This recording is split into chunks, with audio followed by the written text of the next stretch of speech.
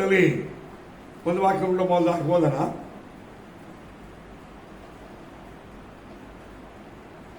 ದೇವರು ತನ್ನ ಜನಗಳನ್ನ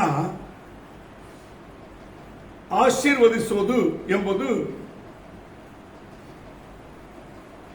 ಆದಿಕಾಂಡ ಮೊದಲುಗೊಂಡು ಪ್ರಕಟವರೆಗಿರುವಂತಹ ಸತ್ಯಗಳಲ್ಲಿ ಆಶೀರ್ವಾದವನ್ನು ಕುರಿತು ಹೇಳುವ ಅಂಶಗಳು ಅನೇಕ ಉಂಟು. ರೇವಯ್ಯ,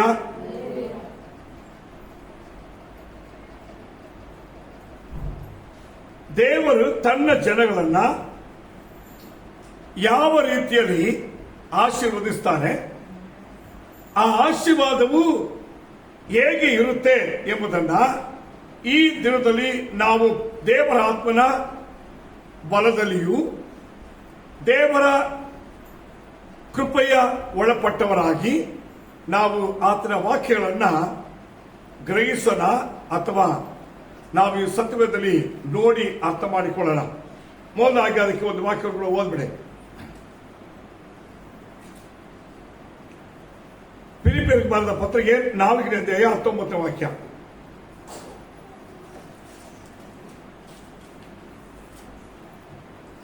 ನನ್ನ ದೇವರು ಕ್ರಿಸ್ತ ಯೇಸುವಿನ ಮೂಲಕ ತನ್ನ ಪ್ರಭಾವದ ಐಶ್ವರ್ಯಕ್ಕೆ ತಕ್ಕ ಹಾಗೆ ನಿಮ್ಮ ಪ್ರತಿಯೊಂದು ಕೊರತೆಯನ್ನು ನೀಗಿಸುವರು. ಮೊದಲಾಗಿ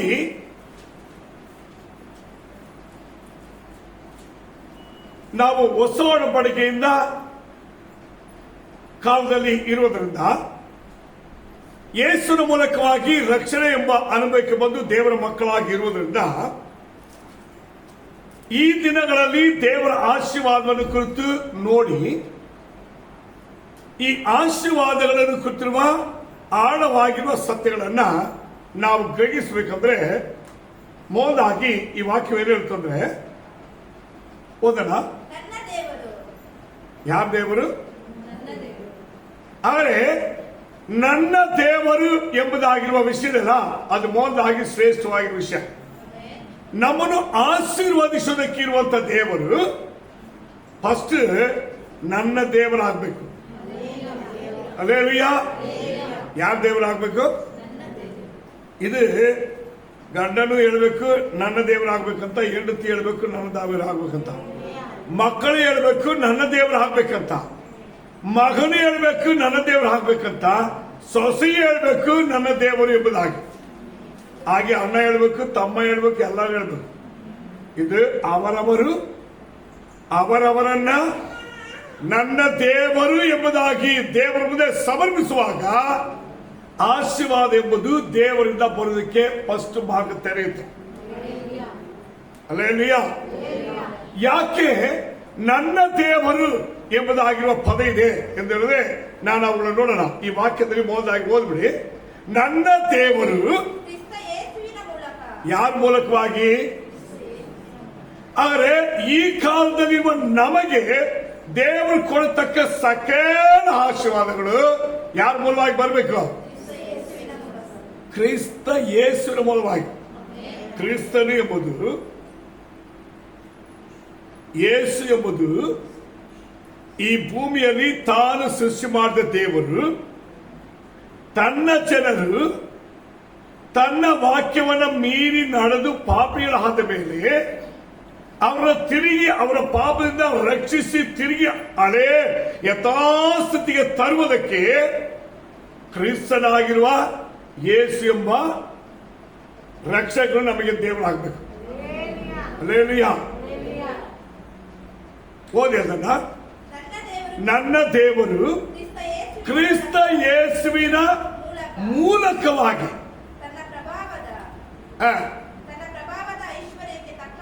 ಆದರೆ ಅವರಿಗೆ ಒಂದು ಪ್ರಭಾವ ಐಶ್ವರ್ಯ ಇದೆ. ಅದು ಮಾತ್ರ ನಮಗೆ ಪ್ರಭಾವ ಐಶ್ವರ್ಯದೇನು ಗೊತ್ತಾ? ಪ್ರಭಾವ ಐಶ್ವರ್ಯದೇನು ನಾವು ಅದನ್ನು ಗಮನಿಸಬೇಕು. ಯೇಸು ಕ್ರಿಸ್ತನ ಮೂಲಕವಾಗಿ ನಮಗೆ ಬರುವ ಆಶೀರ್ವಾದ ಪ್ರಭಾವ. ಕ್ರಿಸ್ತನ ಪ್ರಭಾವಕ್ಕೆ ತಕ್ಕಾಗಿರುವ ಆಶೀರ್ವಾದ. ಆದರೆ ಕ್ರಿಸ್ತನ ಪ್ರಭಾವ ಎಂಬುದು ನಾವು ಕ್ರಿಸ್ತನ ಪ್ರಭಾವವನ್ನು ಹೊಂದಿಕೊಳ್ಳಬೇಕು. ಅಂದ್ರೆ ಕ್ರಿಸ್ತನ ಮಾದರಿ ಹಾಗೆ ಅವರ ಪ್ರಕಾರವಾಗಿ ನಾವು ನಮ್ಮನ್ನು ಮಾರ್ಪಡಿಸಿಕೊಳ್ಳುವಾಗ ಬರುವ ಆಶೀರ್ವಾದ. ದೇವರು ನಮಗೆ ಕ್ರಿಸ್ತನ ಮೂಲಕವಾಗಿರುವ ಆಶೀರ್ವಾದ ಇದೆಯಾ, ಅದು ಆತನ ಪ್ರಭಾವದ ಆಶೀರ್ವಾದ. ಆತನ ಪ್ರಭಾವ ಅಂದ್ರೆ, ಈ ಪ್ರಭಾವವನ್ನು ಕುರಿತು ನೀವು ಓದ್ಬೇಕಂತ ಹೇಳಿದ್ರೆ ಫಿಲಿಪಿಯರ್ ಬರೆದ ಪತ್ರಿಕೆ 2ನೇ ಅಧ್ಯಾಯದಲ್ಲಿ 6ನೇ ವಾಕ್ಯ ಓದಿ. ಫಸ್ಟ್ ಈ ದೇವರ ಸ್ವರೂಪ ಇದೆಯಲ್ಲ, ಇದುವೇ ಪ್ರಭಾವ. ಪ್ರಭಾವ ಅಂದ್ರೆ ನಿಮ್ಗೆ ಅರ್ಥ ಆಗುತ್ತಾ? ನಾವು ಕ್ರಿಸ್ತನ ಸಾರೂಪ್ಯವನ್ನ ಧರಿಸಿಕೊಳ್ಬೇಕು. ಪ್ರಭಾವ ಎಂಬುದು ನಮ್ಮದಲ್ಲ, ಅದು ಕ್ರಿಸ್ತನ ಪ್ರಭಾವ. ಆ ಕ್ರಿಸ್ತನ ಪ್ರಭಾವ ಎಂಬುದು ಕ್ರಿಸ್ತನನ್ನು ನಾವು ಧರಿಸಿಕೊಳ್ಳುವುದು. ಅದು ಹೆಂಗೆ ಅಂತ ಹೇಳಿದ್ರೆ, ದೇವರು ಏನ್ ಮಾಡಿದ್ರು? ತನ್ನ ಓದಿ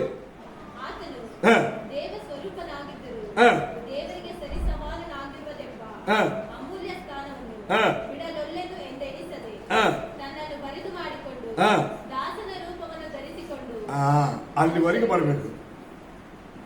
ದೇವರು ನಮ್ಮ ಸಾರೂಪ್ಯ ಪಡ್ಕೊಂಡ್ರು ಅಂದ್ರೆ ಮನುಷ್ಯರಾಗ್ಬಿಟ್ರು. ನಾವೇನ್ ಮಾಡ್ಬೇಕು? ದೇವರ ಸಾರೂಪ್ಯ ಪಡ್ಕೊಳ್ಬೇಕು. ಅವನು ಮನುಷ್ಯನಾಗಿದೆ ಏನಕ್ಕಂದ್ರೆ ನಾವು ದೇವರ ಮಕ್ಕಳಾಗೋದಕ್ಕೆ. ಗಮನಿಸಬೇಕು, ನಾವು ದೇವರಕ್ಕೆ ಮಕ್ಕಳು. ದೇವರ ಸ್ವರೂಪವನ್ನ, ದೇವರ ಸ್ವರೂಪವನ್ನ ಅಂದ್ರೆ ಪ್ರಭಾವವನ್ನ, ಆತನಾಗಿಯೇ ಇರುವ ಸ್ವಭಾವವನ್ನು ನಾವು ಧರಿಸಿಕೊಳ್ಳಬೇಕು. ಇವತ್ತು ದೇವರ ಆಶೀರ್ವಾದ ಅಂದ್ರೆ ಪ್ರಾರ್ಥನೆ ಮಾಡಿ ದೇವರು ಹಂಗೆ ಕೊಡ್ತಾರೆ ಹಿಂಗೆ ಕೊಡ್ತಾರೆ ಅಂತ ಹೇಳುವುದಲ್ಲ. ನಾವು ನಮ್ಮನ್ನ ದೇವರ ಸ್ವರೂಪಕ್ಕೆ ತಕ್ಕಾಗಿ ನಮ್ಮನ್ನು ಮಾರ್ಪಡಿಸಿಕೊಳ್ಳುವಾಗ ಆತನ ಸ್ವರೂಪಕ್ಕೆ ಬೇಕಾಗಿರುವ ಆಶೀರ್ವಾದ ಪಡ್ಕೊಳ್ಳೋದು. ಅಲ್ಲೇನಯ್ಯ? ಆಗ ಆಶೀರ್ವಾದ ಹೆಂಗ್ ಬರುತ್ತೆ ಗಮನಿಸೋಣ. ದೇವರು ಮನುಷ್ಯನಿಗೆ ಕೊಟ್ಟ ಆಶೀರ್ವಾದ ಎಷ್ಟು? ಆದಿಕಾಂಡ 1ನೇ 28ನೇ ವಾಕ್ಯ. ಇದಲ್ಲದೆ ದೇವರು ಅವರನ್ನು ಆಶೀರ್ವದಿಸಿ, ನೀವು ಬಹು ಸಂತಾನ ಉಳ್ಳವರಾಗಿ ಹೆಚ್ಚಿರಿ, ಭೂಮಿಯಲ್ಲಿ ತುಂಬಿಕೊಂಡು ಅದನ್ನು ವಶ ಮಾಡಿಕೊಳ್ಳಿರಿ, ಸಮುದ್ರದ ಮೀನುಗಳ ಮೇಲೆಯೂ ಆಕಾಶದ ಪಕ್ಷಿಗಳ ಮೇಲೆಯೂ ಭೂಮಿಯಲ್ಲಿ ಚಲಿಸುವ ಎಲ್ಲಾ ಜೀವಿಗಳ ಮೇಲೆಯೂ ದೊರೆತನ ಮಾಡಿರಿ ಅಂದನು. ದೇವರು ಅವರನ್ನು ಆಶೀರ್ವದಿಸಿ. ಇವಾಗ ಇವರು ಪಾಪಿಗಳಲ್ಲ, ದೇವರ ಮಹಿಮೆಯಿಲ್ಲದವರಲ್ಲ, ದೇವರನ್ನು ನೋಡದೆ ರೀತಿಯಲ್ಲಿರುವವರಲ್ಲ. ದೇವರನ್ನು ದಿನಾಲು ದರ್ಶಿಸಿ ಮಾತಾಡುವವರು. ಇವರು ಯಾವ ಸ್ವರೂಪದಲ್ಲಿದ್ದರು? ದೇವರ ಸ್ವರೂಪ. ಗಮನಿಸಬೇಕು, ಇಲ್ಲಿ ಕ್ರಿಸ್ತನ ಪ್ರಭಾವದ ಆಶೀರ್ವಾದ ಅಂತ ಹೇಳಿದ್ರೆ ದೇವರ ಪ್ರಭಾವ ಏನು? ಆತನು ದೇವರಾಗಿದ್ದು ದೇವರಿಗೆ ಸಮಾನವಾಗಿದ್ದ ಪ್ರಭಾವ. ಇದು ಆದಿಕಾಂಡ 1ನೇ ಅಧ್ಯಾಯ 28ನೇ ವಾಕ್ಯದಲ್ಲಿ ದೇವರು ಮನುಷ್ಯನನ್ನ ಸೃಷ್ಟಿ ಮಾಡಿ, ಇಂಗ್ಲಿಷ್ ಅಲ್ಲಿ god blessed them and god shed ಅಂಟು ದೆಮ್. ದೇವರು ಅವರನ್ನು ಆಶೀರ್ವದಿಸಿ ಅವರಿಗೆ ಹೇಳಿರೋರು. ಆಶೀರ್ವದಿಸಿದ ಮೇಲೆ ಏನ್ ಹೇಳಿದ್ರು? ಹೇಳಿರುವ ವಿಷಯಗಳನ್ನ ಈಗ ಗಮನಿಸಬೇಕು. ಈಗ ಆಶೀರ್ವಾದ ಎಂಬುದು ದೇವರು ಹೇಳಿದ ಪ್ರಕಾರವಾಗಿ ನಡೆಯುವಾಗ ಬರುವುದು. ಅಲ್ಲೇಲೂಯಾ. ಈಗ ದೇವರು ತನ್ನ ಸ್ವರೂಪದಲ್ಲಿ ತನ್ನ ಹೋಲಿಕೆ ತಕ್ಕಾಗೆ ಮನುಷ್ಯರು ಸೃಷ್ಟಿ ಮಾಡಿಬಿಟ್ರು. ಭೂಮಿ ಎಲ್ಲವೂ ಸಕಲವು ಸೃಷ್ಟಿಯಾಗಿ ಆಯ್ತು. ಈಗ ಅವ್ರು ಹೇಳ್ತಾರೆ ಏನಂತ? ನೀನು ಏನ್ ಮಾಡ್ಬೇಕು? ನೀವೇನ್ ಮಾಡ್ಬೇಕು?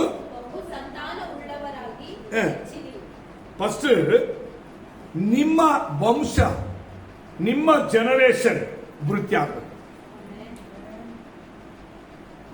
ಈಗ ನಾನು ರಕ್ಷಣೆ ಹೊಂದಿದೆ, ನಾನು ದೇವರ ಮಗನಾದೆ, ದೇವರ ಮಗಳಾಗದೆ, ನಾನು ದೇವರ ಆಲಯಕ್ಕೆ ನನ್ನ ಕುಟುಂಬ ಆಗಿ ಬಂದೆ. ಈಗ ದೇವರು ಮೊದಲಾಗಿ ಹೇಳಿದ ವಿಷಯ ಗೊತ್ತಾ? ನೀನು ನನ್ನ ಮೇಲೆ ವಿಶ್ವಾಸ ಇಟ್ಟು ನನ್ನ ಮಗನಾಗಿ ನನ್ನ ಸರಿ ಬಂದುಬಿಟ್ಟ, ರೈಟ್?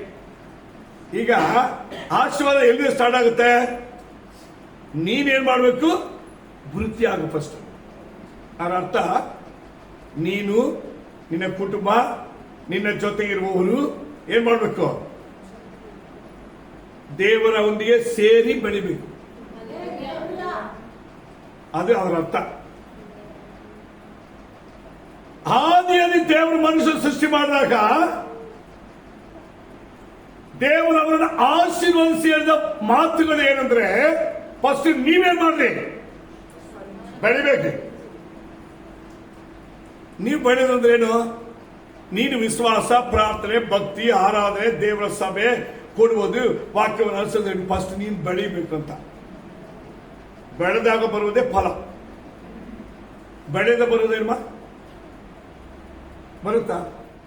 12 ವರ್ಷವಾಗಿ ಗುಣವಾಗದಿರುವ ಒಬ್ಬ ಸ್ತ್ರೀ ಯೇಸುವಿನ ಬಳಿಗೆ ಬಂದು 12 ವರ್ಷದಿಂದ ಪ್ರಯಾಸ ಪಟ್ಟು ತಿರುಗಿ ತಿರುಗಿ ತಿರುಗಿ ತಿರುಗಿ ಊರೆಲ್ಲ ತಿರುಗಿ ಔಷಧಿ ಕೊಡಿಸಿ ಹಣ ಖರ್ಚು ಮಾಡಿ ಎಲ್ಲ ಲಾಸ್ ಮಾಡಿಕೊಂಡು ಏನು ಇಲ್ಲದವಳಾಗಿ ಬಂದಾಗ ಊರು ಲೋಕವೆಲ್ಲ ತಿರುಗಿದವಳಿಗೆ ಗೊತ್ತಿದೆ ಯೇಸು ಒಬ್ಬರನ್ನು ಬಿಟ್ಟು ಎಲ್ಲ ಕಡೆ ತಿರುಗಿಬಿಟ್ರು. ಯಾರನ್ನು ಬಿಟ್ಟು? ಯೇಸು ಹತ್ರ ಬರೋದು ಬಿಟ್ಬಿಟ್ಟು ಬೇರೆ ಎಲ್ಲರ ಹತ್ರ ಹೋಗ್ಬಿಟ್ರು. ಹಣ, ಜನ, ಸಹಾಯ, ಗುಣಪಡಿಸುವ ಡಾಕ್ಟರ್ ಎಲ್ಲರ ಹತ್ರ ಹೋಗ್ಬಿಟ್ರು. ಆದ್ರೆ ಅವಳಿಗೆ ಪರಿಹಾರ ಆಗಿಲ್ಲ. ಯಾಕೆ ಯೇಸುವಿನ ಬಳಿಗೆ ಬರಲಿಲ್ಲ ಅವಳು? 12 ವರ್ಷ ಆಲ್ರೆಡಿ ಯೇಸು ಎಷ್ಟು ವರ್ಷ ಆಗಿದೆ? ಬಂದು 30 ವರ್ಷ ಆಗಿದೆ. ಈ 30 ವರ್ಷದಲ್ಲಿ ಯೇಸು ದೀಕ್ಷಾಸ್ನಾನ ಪಡೆದುಕೊಂಡು ಪರಿಶುದ್ಧಾತ್ಮನ ಅಭಿಷೇಕ ಹೊಂದಿ ದೇವರ ಸೇವೆ ಎಂಬ ಆ ಸಭೆ ಅದನ್ನು ಕಟ್ಟುವುದಕ್ಕೋಸ್ಕರವಾಗಿ ತನ್ನ ಪ್ರಾಣವನ್ನು ಕೊಡೋದಕ್ಕೆ ಬಲಿ ಕೊಡಬೇಕಲ್ಲ. ತಾನು ಬಂದಿದ್ದೆ ಆತಗೆ, 30 ವರ್ಷ ಭೂಮಿಯಲ್ಲಿ ಬೆಳೆದಿದ್ದೆ ಆತಗೆ. ಈಗ ಅದರ ಆಶೀರ್ವಾದ ಏನು, ಅದರ ನಷ್ಟವೇನೆಂಬುದು ಈಗ ಏನ್ ಮಾಡಬೇಕು? ಪ್ರಪಂಚಕ್ಕೆ ತೋರಿಸಬೇಕು. ಅವ್ರು ಬಂದಿದ್ದೇನಿಗೆ? ಪ್ರಾಣ ಕೊಡಕ್ಕೆ. ನಮ್ಮನ್ನು ಪ್ರೀತಿಸಿ ಬಂದಿರೋದು, ನಮಗ ಜೀವ ಕೊಡಕ್ಕೆ ಬಂದಿರೋದು, ನಮ್ಮನ್ನು ಗುಣ ಮಾಡಕ್ಕೆ ಬಂದಿರೋದು, ನಮ್ಮನ್ನು ಪಾಪಗಳನ್ನು ಬಿಟ್ಟು ಮನ ತಿರುಗಿಕೊಳ್ಬೇಕೆಂಬುದಾಗಿ ಹೇಳುವುದಕ್ಕೆ ಬಂದಿರೋದು. ತಂದೆಯಾಗಿರುವ ದೇವರೊಂದಿಗೆ ಮಕ್ಕಳಾಗಿರುವ ನಮ್ಮ ಹೃದಯಗಳನ್ನ ಸೇರಿಸಿ ಮಕ್ಕಳಾಗಿ ಮಾಡುವುದಕ್ಕೆ ಬಂದರು. ಇದನ್ನು ಜನರಿಗೆ ಹೇಳ್ಬೇಕಲ್ಲ. ಅದನ್ನು ಸ್ಟಾರ್ಟ್ ಮಾಡಿ ದೇಶಗಳಲ್ಲಿ ತಿರುಗುತ್ತಾ ವ್ಯಾಧಿಗಳನ್ನು ಗುಣಪಡಿಸಿ ದೆವ್ವಗಳನ್ನು ಬಿಡಿಸಿ ಅದ್ಭುತ ಮಾಡ್ತಾ ಬಂದರು. ಈಗ ಇವಳಿಗೆ ಗೊತ್ತಿತ್ತು. ಆದರೆ ಯಾಕೆ ಹೋಗಿಲ್ಲ ಗೊತ್ತಾ? ಯೇಸು ಹತ್ರ ಬೈಬಲ್ ಹೇಳ್ತದೆ, ಅವಳ ರೋಗದ ನಿಮಿತ್ತವಾಗಿ ಆಕೆ ಯಾರನ್ನು ಮುಟ್ಟಬಾರ್ದು. ಯೋಚನೆ ಮಾಡಿ ನೋಡಿದ್ರು. ಅದಕ್ಕೆ ಅವಳನ್ನು ತೀರ್ಮಾನ ಮಾಡಿದ್ರು, ಯಾರಿಗೆ ಗೊತ್ತಿಲ್ಲದೆ ಏನ್ ಮಾಡ್ಬೇಕು? ನಾನು ಮುಟ್ಟಬಿಡ್ಬೇಕು. ನೀವು ಅರ್ಥ ಮಾಡ್ಕೊಳ್ಳಿ. ಎಲ್ಲರೂ ಗೊತ್ತಾಗಿ ಮುಟ್ಟೋದಕ್ಕೆ ತುಂಬಾ ಜನ ಇದ್ರು, ಶಿಷ್ಯರಿದ್ರು, ವ್ಯಾಧಿಸರಿದ್ರು, ಅನೇಕರನ್ನ ಯೇಸು ಸ್ವಾಮಿ ತಗೊಂಬಂದ್ರು. ಅವ್ರು ಮುಟ್ಟಿದ ಗುಣವಾದ್ರು. ಅವ್ರು ಯಾರ ಬಗ್ಗೆ ಯೇಸು ಸ್ವಾಮಿ ತಲೆಗೆಡಿಸಿಕೊಂಡಿಲ್ಲ. ತುಂಬಾ ವ್ಯಾಧಿಸ್ತು ಗುಣವಾದರು, ಅದ್ಭುತ ನಡೆದವು. ಆತ ಹೋಗುವಾಗ ವ್ಯಾಧಿಸೆಲ್ಲ ಕರ್ಕೊಂಡ್ಬಂದ್ರು, ಮಗತ್ಕಾರ್ಯ ನಡೆದವು. ಆದ್ರೆ ಯಾರ ಬಗ್ಗೆ ಅವ್ರಿಗೆ ಚಿಂತೆ ಇರಲಿಲ್ಲ.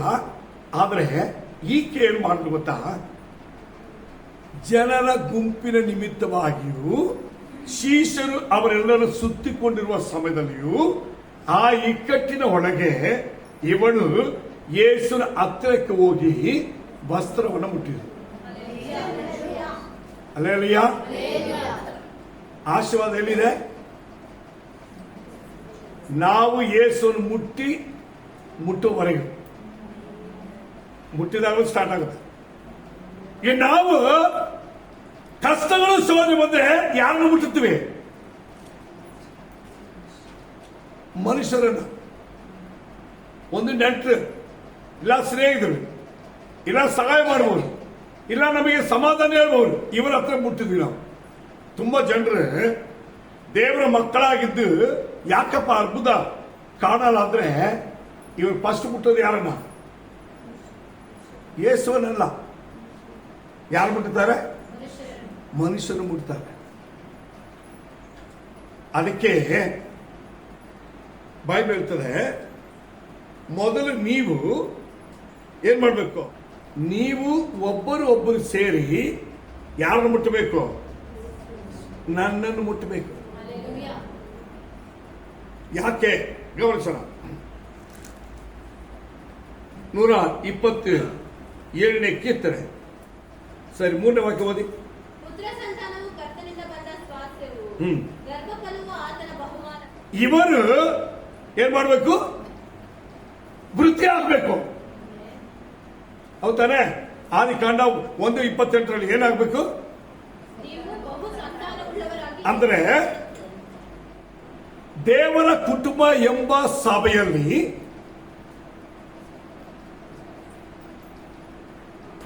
ದೇವರ ಮಕ್ಕಳು ಎಂಬ ರೀತಿಯಲ್ಲಿ ಮೊದಲು ನೀವು ಬದಲಾವಣೆ ಆಗಿ, ನೀವು ನನ್ನ ಸನ್ನಿಧಿಯಲ್ಲಿ ರಕ್ಷಣೆ ಹೊಂದುವ ಅನುಭವದಲ್ಲಿ ನೀವು ಮಕ್ಕಳಾಗಿ, ನಿಮ್ಮ ಹಾಗೆ ನಿಮ್ಮ ಕುಟುಂಬ ನಿಮ್ಮ ಜೊತೆ ಮಕ್ಕಳಾಗುವ ರೀತಿಯಲ್ಲಿ ಏನ್ ಮಾಡ್ಬೇಕು? ನೀವು ಬೆಳಿಬೇಕು ಫಸ್ಟ್. ಆಗ ಬೆಳೆದ್ರೆ ನೀವು ವೃತ್ತಿ ಆಗ್ಬೇಕು. ಇದು ಫಸ್ಟ್ ದೇವರು ಹೇಳ್ತಾರೆ, ನೀವು ಬಹು ಸಂತಾನ ಉಳ್ಳವರಾಗಿ ಹೆಚ್ಚಿರಿ. ಅಲ್ಲಿ 2 ಪದ ಬರುತ್ತಮ್ಮ. తెలుగు చదువు. ఆదికాండము 1:28 వాక్యము. దేవుడు వారిని ఆశీర్వదించెను. ఎట్లనగా మీరు ఫలించి అభివృద్ధి పొంది విస్తరించి భూమిని నిండించి దానిలో లోపరుచుకొనుడి.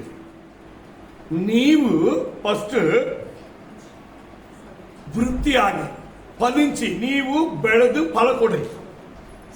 ಅದರ ಅರ್ಥ, ನೀವು ವಿಶ್ವಾಸದಲ್ಲಿ ಬೆಳೆರಿ, ಪ್ರಾರ್ಥನೆಯಲ್ಲಿ ಬೆಳೆರಿ, ಭಕ್ತಿಯಲ್ಲಿ ಬೆಳೆರಿ, ದೇವರ ಸಭೆಯಲ್ಲಿ ದೇವರು ನಿಮ್ಮ ನಿಟ್ಟ ಸ್ಥಾನದಲ್ಲಿ ಬೇರೂರಿ ನಿಂತುಕೊಡ್ರಿ. ನೀವೇನ್ ಮಾಡ್ರಿ? ನೀವು ಫಸ್ಟ್ ವೃತ್ತಿ ಆಗ್ರಿ, ನೀವು ಫಲ ಕೊಡ್ರಿ. ಇದು ಮೊದಲಾಗಿರೋ ವಿಷಯ. ಆದ್ರೆ ದೇವರು ಆದ್ಯತೆಯ ವಿಷಯ ಇದೆ. ಈಗ ರಕ್ಷಣಾ ಮಾರ್ಗದಲ್ಲಿ ಬಂದು ದೇವರ ಮಕ್ಕಳನ್ನ ಆಶೀರ್ವದಿಸುವ ವಿಷಯ ಇದೆ. ಇದುವೇ ಯಾವ ಆಶೀರ್ವಾದವಾಗಲಿ ಅದು ಕ್ರಿಸ್ತನ ಮೂಲವಾಗಿ ನಮಗೆ ಕೊಡಲ್ಪಡುತ್ತೆ. ಆ ಕ್ರಿಸ್ತನ ಮೂಲವಾಗಿ ಬರೋದು ಹೆಂಗೆ? ಮೊದಲಾಗಿ ಅವರು ವಿಶ್ವಾಸದಲ್ಲಿ, ಭಕ್ತಿಯಲ್ಲಿ, ಪ್ರಾರ್ಥನೆಯಲ್ಲಿ, ದೇವರಲ್ಲಿ, ಸಭೆಯಲ್ಲಿ ನಿಂತು ಅವರು ಬೆಳೆದು ಫಲ ಕೊಡುವರಾದ ಮೇಲೇನೆ ಆಶೀರ್ವಾದ ಸ್ಟಾರ್ಟ್ ಆಗುತ್ತೆ. ಈಗ ದೇವರು ಕೊಡುವ ಆಶೀರ್ವಾದ ಹೆಂಗ್ ಬರುತ್ತೆ? ನಾವು ಹೊಂದಿರುವ ರಕ್ಷಣೆ, ದೇವರು ನಮಗೆ ಕೊಟ್ಟ ಸಭೆ, ದೇವರು ನಮಗಿಟ್ಟ ಸ್ಥಾನ, ದೇವರು ನಮ್ಮನ್ನು ಎಲ್ಲಿಟ್ಟು ಅಲ್ಲಿ ನಾವು ನಿಂತು ಬೇರೂರಿ ಬಲ ಹೊಂದಿ ನಾವು ಬೆಳೆದು ಏನಾಗಬೇಕು? ಫಲ ಕೊಡಬೇಕು. ನೆಕ್ಸ್ಟ್ ಆ ಫಲವು ವೃತ್ತಿ ಆಗಬೇಕು. ಅಂದ್ರೆ ಈಗ ನಾವು ನಡೆಯುವ ಪ್ರಕಾರವಾಗಿ ನಮ್ಮ ಹಾಗೆ ನಮ್ಮ ಜೊತೆ ನಮ್ಮ ಕುಟುಂಬ, ನಮ್ಮ ಜನ, ನಮ್ಮ ಸ್ನೇಹಿತರನ್ನ ಹಾಗೆ ತಂದು ಅವರ ವೃತ್ತಿ ಮಾಡಬೇಕು. ಕ್ರಿಸ್ತ ಯೇಸುವಿನ ಪ್ರಭಾವದ ಆಶೀರ್ವಾದ ಅಂತ ಹೇಳಿದ್ರೆ ಅದೇನು ಗೊತ್ತಾ? ನಮ್ಮನ್ನ ನಮ್ಮ ಪಾಪ ಶಾಪದಿಂದ ಬಿಡಿಸಿ ನಮ್ಮನ್ನು ಮಕ್ಕಳು ಎಂಬ ಸ್ಥಾನದಲ್ಲಿ ದೇವರ ಜೊತೆಯಲ್ಲಿ ಹೋಗಿ ಸೇರಿಸೋದು. ಎಂತ ಆಶೀರ್ವಾದ ದೇವರು ಇಟ್ಟಿದ್ದಾರೆ. ಆ ಸ್ಥಾನ ಎಂಬುದೇನು ಗೊತ್ತಾ? ನೀವು ಅರ್ಥ ಮಾಡಿರಿ. ಕ್ರಿಸ್ತನ ಪ್ರಭಾವ ಅಂದ್ರೆ ಪಾದಾಳವನ್ನು ಜಯಿಸುವ ಶಕ್ತಿ, ಸೈತಾನ ಮೇಲಿರುವ ಶಕ್ತಿ, ಮರದ ಮೇಲಿರುವ ಶಕ್ತಿ, ವ್ಯಾಧಿಯ ಮೇಲಿನ ಶಕ್ತಿ, ಈ ಭೂಮಿಯಲ್ಲಿರುವ ಸಕಲ ಬಾಧೆ, ಹಿಂಸೆ, ಕಷ್ಟ, ಸಾಲ, ವೇದನೆ, ಶೋಧನೆ, ಪರಿಹಾಸ ಎಲ್ಲವನ್ನು ಗೆಲ್ಲುವಂತ ಶಕ್ತಿ ಅದು ಕ್ರಿಸ್ತನ ಪ್ರಭಾವ. ಈ ಕ್ರಿಸ್ತನ ಪ್ರಭಾವವನ್ನು ಹೊಂದಿರುವ ಅಪೊಸ್ತಲ ಪೌಲ ಹೇಳ್ತಾನೆ ರೋಮಾಪುರದ ಪತ್ರಿಕೆ 8ನೇ ಅಧ್ಯಾಯದಲ್ಲಿ, ಕ್ರಿಸ್ತನ ಪ್ರೀತಿಯಿಂದ ಅಗಲಿಸುವವರು ಯಾರು? ಯಾರು? ಇರಿ ಫಸ್ಟ್ ಪ್ರಶ್ನೆ, ಕ್ರಿಸ್ತನ ಪ್ರೀತಿಯಿಂದ. ಆ ದೇವರ ಪ್ರೀತಿ ಏನು ಗೊತ್ತಾ? ತನ್ನ ಸ್ವಂತ ರಕ್ತವನ್ನ ನಮಗೆ ಕೊಟ್ಟು ಕ್ರಯವಾಗಿ ತಂದು ದೇವರ ಸಭೆ ಎಂಬ ದೇಹದಲ್ಲಿ ಸೇರಿಸಿರೋದು, ಅದು ಪ್ರೀತಿ. ದೇವರ ಪ್ರೀತಿ ಅಂದ್ರೆ ಏನು? ಸೆಕೆಂಡ್, ಆ ಪ್ರೀತಿಯಿಂದ ನಮ್ಮನ್ನು ಅಗಲಿಸಬಾರದು. ಅಂದ್ರೆ ದೇವರ ರಕ್ತ ಸಂಬಂಧ, ದೇವರ ಸಭೆ ಸಂಬಂಧ, ದೇವರ ಸೇವಕರೊಂದಿಗೆ ಇರುವಂತಹ ಸಂಬಂಧ, ದೇವರ ಸಭೆ ಇರುವ ಪ್ರೇಯರ್ ಸಂಬಂಧ, ಆರಾಧನೆ ಸಂಬಂಧ, ಉಪವಾಸ ಸಂಬಂಧದಿಂದ ನನ್ನನ್ನು ಯಾರು ಅಗಲಿಸಬಾರದು. ಇದಕ್ಕೆ ಹೆಸರೇನು? ಕ್ರಿಸ್ತನ ಪ್ರಭಾವಕ್ಕೆ ತಕ್ಕ ಹಾಗೆ ಎಲ್ಲ ಆಶೀರ್ವಾದ ಬರುತ್ತೆ. ಇದು ಸೀಕ್ರೆಟ್. ದೇವರ ಆಶೀರ್ವಾದ ಹೇಗೆ ಬರುತ್ತೆ? ನೀವು ಇದನ್ನು ಮಾಡು, ಆಶೀರ್ವಾದ ಯಾರಿಂದ ಬರುತ್ತೆ? ನಿನ್ನೆಯಿಂದ ಬರುತ್ತೆ. ಇದು ದೇವರು ಕೊಡುವ ಆಶೀರ್ವಾದ. ಪರಿಶೋಧನೆ ಮಾಡೋಣ, ಎದ್ದಿನೆಲ್ಲ ದೇವರು ಹೇಳ್ತಾರೆ, ಆ ಆಶೀರ್ವಾದವನ್ನ ನೀವು ಕೇಳಿಕೊಳ್ಳಲ್ಲ, ನಾನಾಗಿ ಕೊಡ್ತೀನಿ.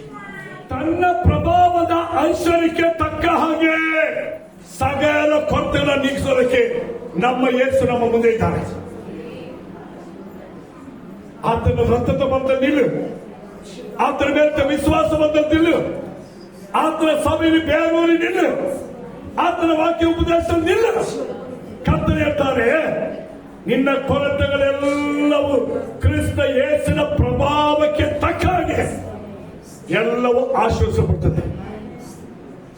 ಸಕಲ ಅದ್ಭುತ ಮಾಡೋದಕ್ಕೆ ಭೂಮಿಯ ಮೇಲೆ ಆಕಾಶದ ಕೆಳಗೆ ಎಲ್ಲ ನಾಮಕ್ಕಿಂತಲೂ ಮೇಲಾಗಿರುವ ಆ ಯೇಸು ಎಂಬ ದೇವರು, ಕರ್ತನಾಗಿರುವ ಯೇಸು ಕ್ರಿಸ್ತನ ಮೂಲಕವಾಗಿ ಉಂಟಾಗುವ ಆಶೀರ್ವಾದಗಳು ನಿಮಗಾಗಿ, ನಿಮ್ಮ ಒಬ್ಬೊಬ್ಬರಿಗಾಗಿ, ಸಕಲ ಕೊರತೆಗಳನ್ನು ನೀಗಿಸುವುದಕ್ಕಾಗಿ ಆತನು ಸಿದ್ಧವಾಗಿದ್ದಾರೆ. ನಾನೆಂಬ ಅಹಂಭಾವ ಬೇಡ. ಈ ಪ್ರಪಂಚದ ವೈಭವ ಅದರ ಹಣಬಲವಲ್ಲ. ಈ ಭೂಮಿ ಮೇಲೆ ನಮಗೆ ಬೇಕಾದ ಎಲ್ಲ ಆಶೀರ್ವಾದವನ್ನು ದೇವರು ನಮಗೆ ಕೊಡ್ತಾರೆ. ನಮ್ಮ ಸ್ವಯ ಬುದ್ಧಿಯನ್ನು ಆಧಾರ ಮಾಡಿಕೊಳ್ಬೇಡ, ನಮ್ಮ ಸ್ವಯ ಬಲವನ್ನು ಆಧಾರ ಮಾಡಿಕೊಳ್ಬೇಡ. ದೇವರ ಮುಂದೆ ತಗ್ಗಿಸು, ಪ್ರಾರ್ಥಿಸು, ಸಮರ್ಪಿಸು, ಆರಾಧಿಸು. ದೇವರು ಹೇಳ್ತಾರೆ, ಕ್ರಿಸ್ತ ಯೇಸುವಿನ ಪ್ರಭಾವಕ್ಕೆ ತಕ್ಕ ಹಾಗೆ ನಿಮ್ಮ ಪ್ರತಿಯೊಂದು ಕೊರತೆಗಳನ್ನ ದೇವರು ಆಶೀರ್ವದಿಸ್ತಾರೆ. ಅದಕ್ಕೆ ಯೇಸು ಭೂಮಿಗೆ ಬಂದಿದ್ದಾರೆ, ನಮ್ಮನ್ನು ರಕ್ಷಿಸಿದ್ದಾರೆ, ತನ್ನ ರಕ್ತದ ಕೈಗೆ ಕೊಂಡಿದ್ದಾರೆ, ತನ್ನ ಮಕ್ಕಳಾಗಿ ಕರೆದು ಪ್ರೀತಿಸಿದ್ದಾರೆ. ಹಲ್ಲೆಲೂಯಾ. ಭೂಪರಲೋಕದ ಒಳಗೆ ನಾವು ಶ್ರಮಿಸುತ್ತಾನೆ ದೇವರೇ, ನಿನ್ನ ಜನರು ನೋಡಯ್ಯ. ವಿಶ್ವಾಸ ಕಡಿಮೆ ಇದೆಯೋ, ಪ್ರಾರ್ಥನೆ ಕಡಿಮೆ ಇದೆಯೋ, ಆರಾಧನೆ ಕಡಿಮೆ ಇದೆಯೋ, ಆ ದೇವರ ವಾಕ್ಯ ಓದುವುದು ಕಡಿಮೆ ಇದೆಯೋ, ಅದನ್ನು ಅರ್ಥ ಮಾಡಿಕೊಳ್ಳೋದು ಕಡಿಮೆ ಇದೆಯೋ, ಎಲ್ಲ ಕೊರತೆ ನೀಗಲಯ್ಯ, ಎಲ್ಲವೂ ನೀಗಲಯ್ಯ. ಜ್ಞಾನ ಕೊಡು, ಬಲ ಕೊಡು, ಶಕ್ತಿ ಕೊಡು, ದುಡಿಯುವಂತ ಬುದ್ಧಿ ಕೊಡು, ಹೋಗುವಂತ ಜ್ಞಾನದ ತಿಳುವಳಿಕೆ ಕೊಡು. ಹೋಗುವಾಗಲೂ ಬರುವಾಗಲೂ ದೂರದಿಂದ ಬಂದ ಕಾಲವಾಗಿ ಇರಿಸುವಂತ ಪರ್ಯಾಸವನ್ನ ಬಾಯಿಗಳು ಮುಚ್ಚಾಡ್ಬಿಡಲಿ. ಎಲ್ಲ ಶಕ್ತಿಯನ್ನು ನಯವಾಗಲಿ. ಪರಿಶುದ್ಧಾತ್ಮ ದೇವರು ನಿನ್ನ ಮಕ್ಕಳನ್ನು ಬಲಪಡಿಸು ರಾಜ. ಬಲಗಿರುವಾಗಿರುವ ಮಕ್ಕಳು ಬಲಪಡಿಸು, ಬಲಗಿರುವಾಗಿರುವ ಮಕ್ಕಳು ಬಲಪಡಿಸು. ಎಲ್ಲ ಕೊರತೆಯನ್ನು ನೀಗಿಸು ರಾಜ. ವ್ಯಾಧಿಗಳು ಗುಣವಾಗಲಿ. ನೀನು ಹಾಗೆ ಮಾಡುವುದಕ್ಕಾಗಿ ಸ್ತೋತ್ರ ಇರುತ್ತದೆ. ನಿನ್ನ ಪಾದವನ್ನೇ ಸಮರ್ಪಿಸಿಕೊಡ್ತೀನಿ ರಾಜ. ಬಲಪಡಿಸು, ಸಹಾಯ ಮಾಡು. ನೀನು ಹಾಗೆ ಮಾಡುವುದಕ್ಕಾಗಿ ಸ್ತೋತ್ರ ಯೇಸು ನಾಮದಲ್ಲಿ ತಂದೆ. Amen, amen.